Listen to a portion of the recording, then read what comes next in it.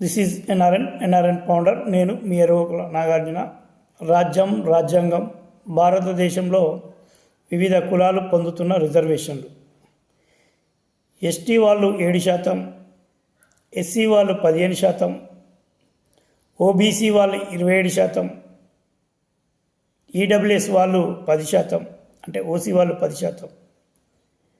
ప్రతి కులం భారతదేశంలో రిజర్వేషన్లు భారత రాజ్యాంగం కల్పిస్తుంది.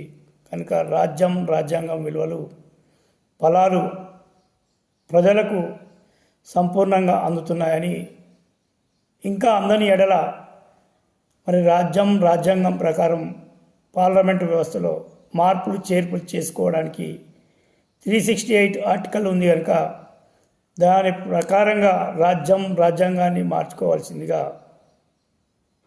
థ్యాంక్ యూ, ధన్యవాదాలు.